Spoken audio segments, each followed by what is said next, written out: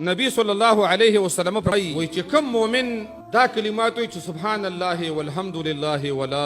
اله الا الله والله اکبر وای دا کلمات بر وخیږي او د دې عرش نه چاپیره تاویږي وای داسې اواز تراخیږي کدوی النحل لکه د شاتو د مچۍ چې راکم بنګار منګورو دا د ګبین او د شاتو مچۍ چې څنګه وي وای د قرنګ الله رب العالمین د عرش نه چاپیره کیږي دغه کلماتو او یذکر صاحبها چا چې دا کلمات ویلي بار بار الله رب العالمین تر مخامخ کوي لکه اوس بالفرض فضل الله دا کلمات ویلي دي نعمت الله ویلي دي عبد الله ویلي عبدالرحمن ویلي دي نو وای دا کلمات د عرش چاپیره کیږي او د شاتو د مچۍ غوندې بنګار کوي او دا چا چې ویلي بار بار الله رب العالمین تر هغه نوم یادوي نو رسول الله صلی الله علیه وسلم فرمایي وای تاسو کې څوک په دې خوشحاليږي نه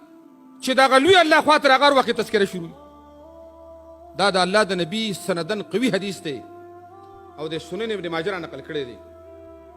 دا داسې کلمات دي چې د عرش ته پاس خواته به چار چاپیره تاویږي او تا به الله رب العالمین ته ډاره کې یادوي نو چې الله ته یاد او د الله د نظر لاندې مې او د الله کلمات دې ویلي د هغې معنی دا چې د الله د رحم د الله د مغفرت او د الله د مدد دا به ستاسو شروع یو ځل رسول الله صلی الله علیه وسلم رسې بار راووته نو وچه څانګه راونیوله وچه دوه څانګې وي او چې یو بل سره وواله دا ټولې پاڼې پرېوتې نو رسول الله صلی الله علیه وسلم فرمایي وی څوک چې دا کلمات وی سبحان الله والحمد لله ولا اله الا الله والله اکبر وی د هغه دا ګناهونه داسې ورجېږي لکه دا پاڼې چې پرېوتې